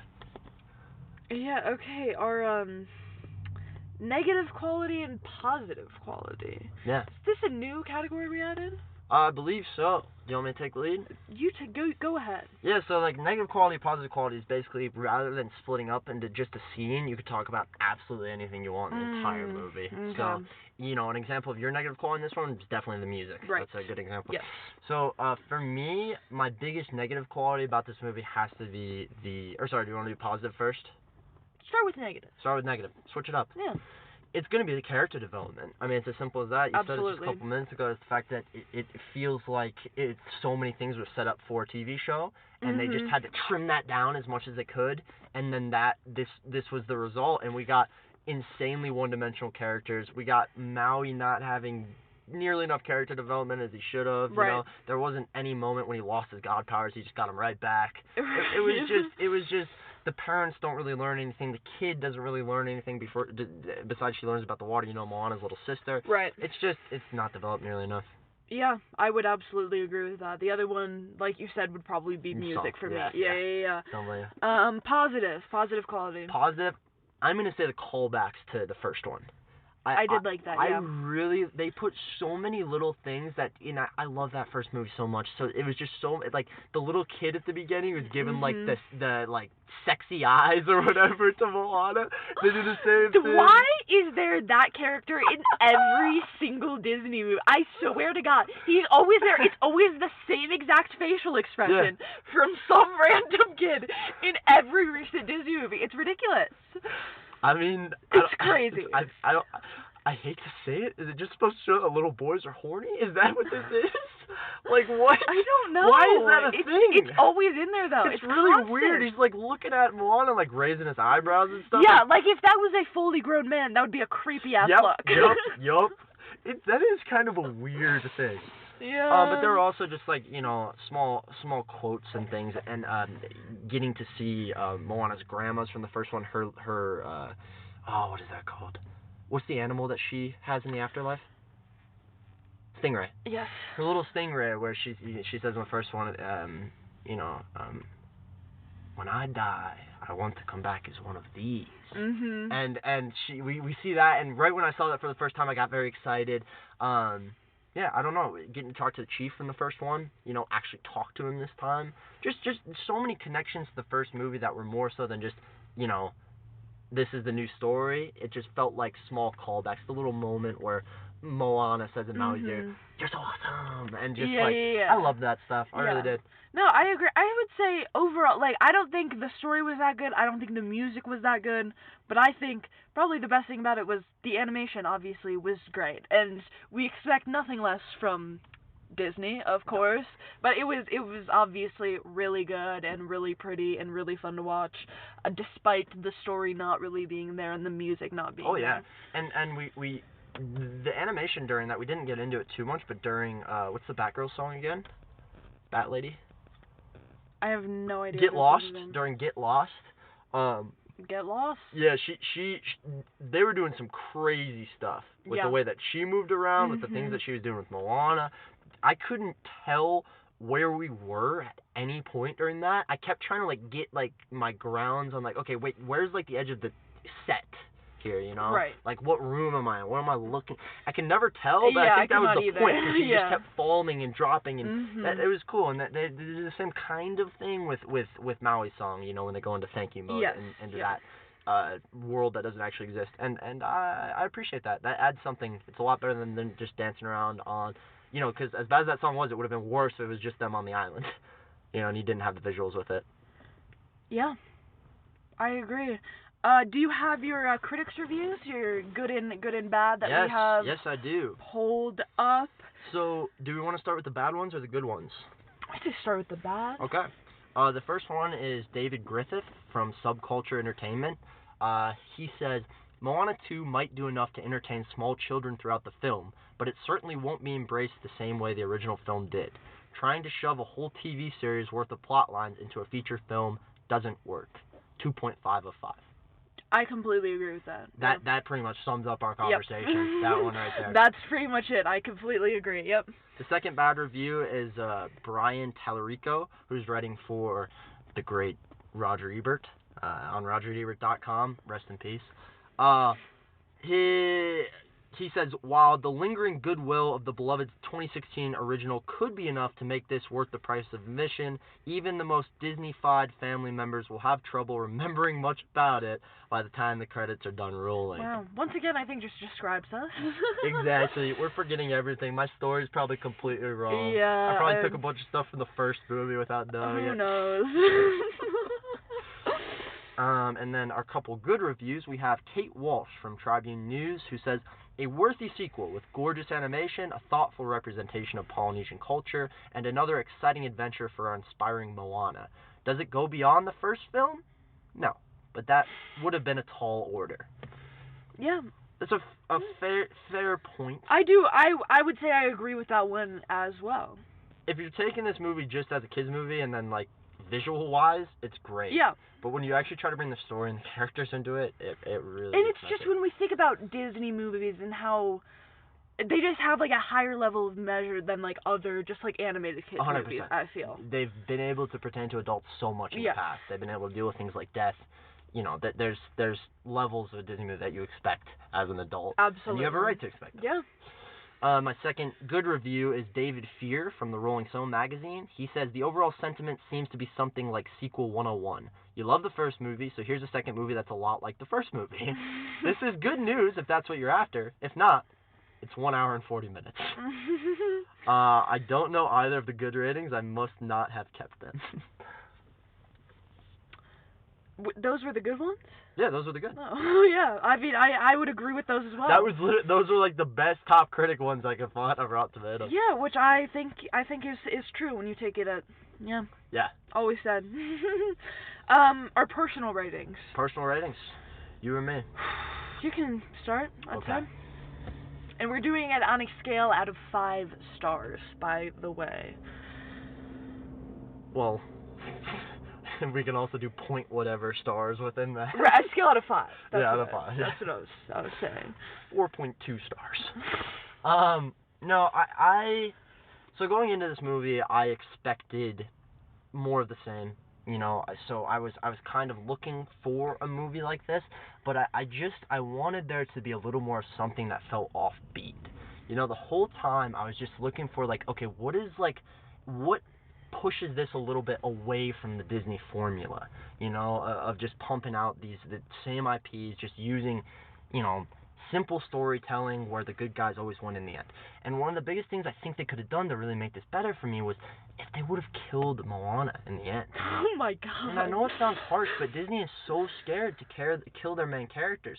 This is the closest I've seen in a Disney animated thing in a while. That's true. She was dead. I mean, she was dead. I mean, like, we've had lots of dead characters. Like, that's a pretty classic of they're dead and they get woken up. Like, that's what always happens. They'll never fully kill them. When have you seen that with a princess, though? Snow White. Sleeping Beauty. Yeah, but you know, those are both set up for payoff, you know? Yeah, but they're at that point, they are dead. That's like if at the end you know of what I mean? Tangled, you know, I can't think of the end of Tangled. Oh yeah, she almost dies, too. She does? Yeah. Yeah, I think they like to bring characters very close to death and then bring them back with something. I thought, when that came up, when that scene, when he's holding Moana, I knew for a fact, I'm like, one of 3 things is going to happen here. Mm-hmm.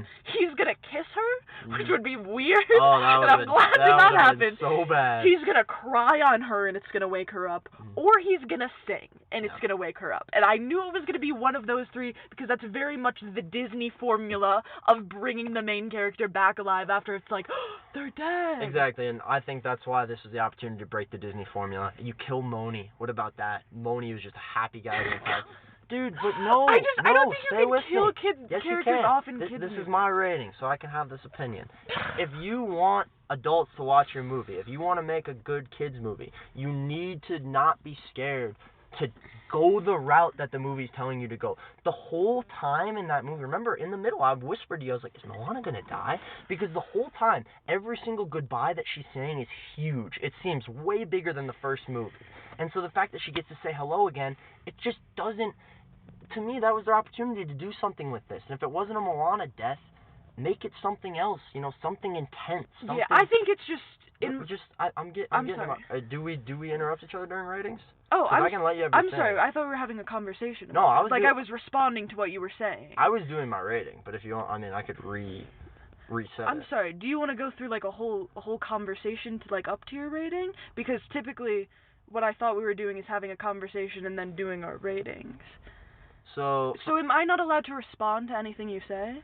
I would appreciate it if you just sat while I said my rating really fast, and then I'll you go can ahead. do the same. That's what we did for Wicked last week, if you remember. It was the exact same. I pitched it up front, you didn't say anything, and then I said Well, my we rating. didn't do them in the car this time. Yes, it is different. But you were asking me questions. Was I? Yeah. Oh. So that makes me seem like I can also talk, so it seems weird when it's like, why are you giving your opinion? I'm giving my opinion. Like, you get why that is very strange when you did literally ask me a question? When we were talking about the thing, you were not necessarily questions, but you were saying things to me and being like, yeah, right? And then I was responding. Okay. And then you were moving on. Yeah. So if you want to change it up completely and start over and do your rating now, that's fine. But you were having a conversation with me, so it's weird when you snap at me for talking back on your rating. I wasn't trying to snap whatsoever. I literally just put my foot down and said, hey, I want to say my thing, and then you say your thing. That's as simple as it is. And that was weird after we were just having a conversation. You see how that was off for me? I didn't think we were having a conversation. I completely get why it was off for you. Okay, let's go ahead with your rating. Okay. Outside of the death stuff,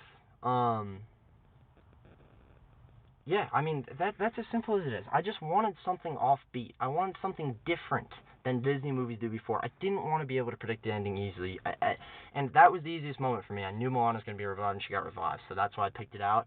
But this just felt like so normal and just, it just felt empty, It really felt like a Disney sequel, which just doesn't have warmth, and the only things that I really liked about it were things from the first movie. So I'm going to put this one at a 2.2 out of 5. Yeah. I'd agree. I'm going with a 2.2 as well. No explanation. Well, I'm just confused because I feel like this whole podcast has been my explanation for why this is this like I said, but this last moment is an opportunity to make your pitch, right? Because I'm just gonna repeat the same things that I've been saying the entire time. Pretty much. That's why I'm not gonna do that. I would like to respond to your things about Moana die if you want me to, or if you don't want me to. No, do you want me to just leave it? No, you're good.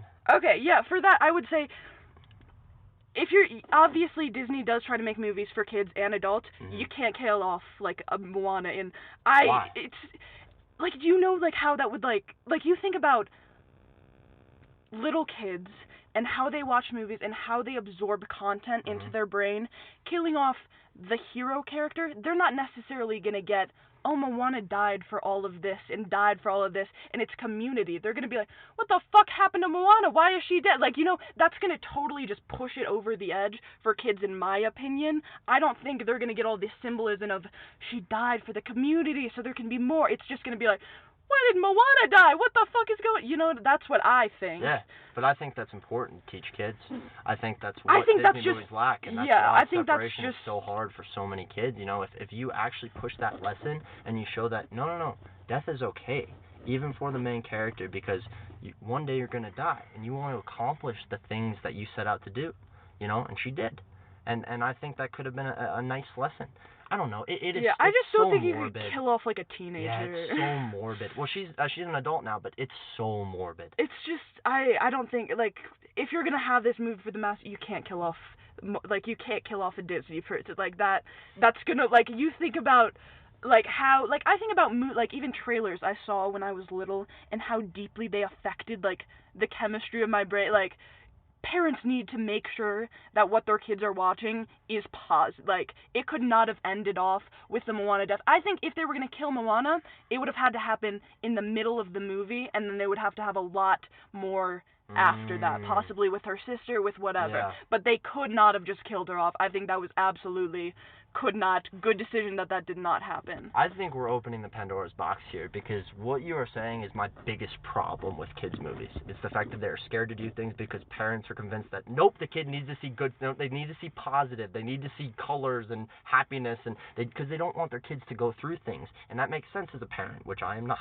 But if you want your kids to actually have a lesson, Disney, one day you have to learn how to separate from these characters. You need to have a way to tell good, and they've done it before. Soul was the best example of their failure at this, which was the whole time it's building up to the great beyond, you know, where it's the after death, where you're moving on to the next chapter, whatever that is. It is death. It's truly death. Yeah. That's it. And right as the main character Joe is about to go in the great beyond, he goes and gets pulled out of it right immediately. It's the same thing. They're scared to kill off these characters because they don't know kids will react. And the thing is, yeah, kids are going to be sad. That's the point. These are the lessons that kids need to learn. And these are the lessons that were learned in old Disney, because they used to kill main characters off, you know? No, what main Bambi. characters? Bambi isn't dead. Bambi's mom. They have always killed off parents. They have. They have killed Snow White's parents, or Cinderella's parents were obviously dead. Her parents are alive. Lion King, they've always killed off parents. They've killed off characters too. They moved away from it. But they've never killed off a main character. Fox and Hound. Neither of the main characters die in that. Yes, they do. They both die.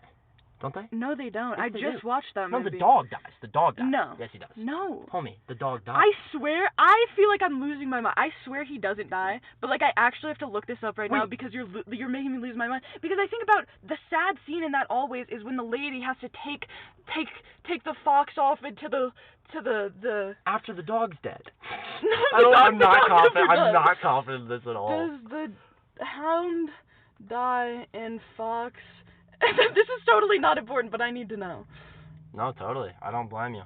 I think that one day we need children's stories to tackle these subjects, because these are really important subjects, and this could lead kids to seriously, they know how to deal with loss in the future, which I don't know how to deal with. Our generation doesn't. And if I would have grown up on movies that taught me how to deal with loss, I think a lot of it's parental loss, but I mean, losing a character that you love is a loss. You know that when a character gets killed in a TV show. The lessons that could provide for kids would be great. It's a shame that I attached that to my rating, because now I have to like die on the hill with it. Yeah, I really wish you would have brought this up earlier, so like, because I feel like when we were doing our final rating thing, maybe something that we could talk out should be brought up way earlier than that, because you said that and it was like a little red flag went off in my head. I mean, but I think personally that they can't like, teaching these dark lessons and these deep lessons in movies is really, really hard, because everyone has a different approach, and not every child is the same.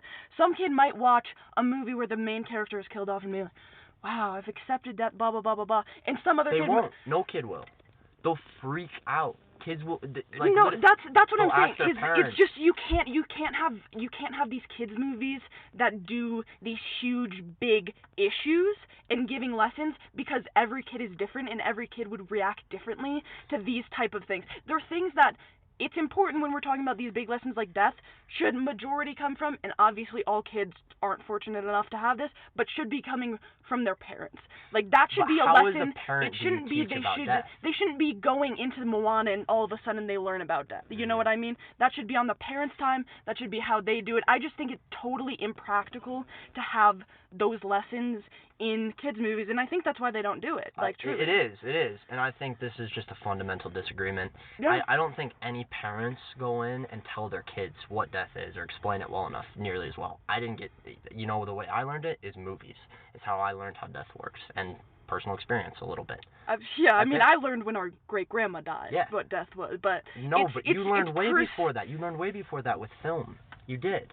But I don't think anyone understands death until it happens to them. Like, I did not, watching Cinderella and seeing her, like, dead parents did not, like, I don't think there's a way to teach people how to be okay with grief. Like, it's something that you truly have to experience. I think there's no way to teach it, and it's just, it could be, like, I feel like if we were to do a movie that really taught the lesson on death, it could just turn the entire other way and make it, like, really traumatizing for, like, a different child. Do you know what I mean? Yeah, because it's impossible to do those things in kids' movies, especially when parents are taking kids to movies that they don't necessarily know what they're watching. Like, if me and you want to go to watch a movie that's about, let's say, death or something like that, it's teaching the lesson of death, we get to choose to do that. Like, you know what So does the parent. Yeah, but not the kid necessarily, or you might not know that that's what you're doing when you're just trying to go see a kid's movie. Like, I just think it's really impractical. I just think parents don't want profound lessons for their kids. They want to do that themselves. They just want to go waste 2 hours. Yeah, and it's like, what if they don't agree with the lesson that was taught in the movie? Like, you know, I feel like every situation needs to be child to child, which I think is why they can't do that. I think this is the biggest problem with Disney, is the fact that they're trying to think about every single person to be able to make something that could fit everything, and that's why they're so dull, but fundamental disagreement. Yeah, I just think with this specifically, it's I know what impractical. you think. You know what I think. I think we disagree, unfortunately. Yeah. I want to see them I want to see murder in kids' movies. Guns, baby. Give me some nudity. Why not? We need to teach kids what freaking nude people look like. That's what we need. Alright. Well, would you see this movie in theaters? Would you recommend it streaming? Would you not see it at all? If I were you, listening to this mic, or listening to your headphones, I guess. I'm listening to them. Or no, I'm talking to the mic. Don't go see it. Don't go see it in theaters. Don't go see it on streaming. I'm going with the not at all option. I think if you have kids that like Moana, they would like this movie. If not, skip it. Just have them watch Moana 1 again. It's the same thing. Well, that's what I'm saying. I think the only person I would recommend this to is a parent with children. Yeah. Like, I think that's probably the only, like a child would maybe enjoy this, I think. But other than that, don't fucking see it. I would not recommend it, even a little bit. Our next movie, in 2 weeks' time, we will be watching A Complete Unknown. The story of Bob Dylan, played by Timothy Chalamet. America's boy, Timmy Chalamet. America's boy. Holy shit. I'm very excited for that one. And I think it's going to be much better than this one. It better be that. Probably going to be much more excited for that. Yeah, and with that, I'm Mara. And I'm Gio. So now let's leave your local movie theater parking lot and return.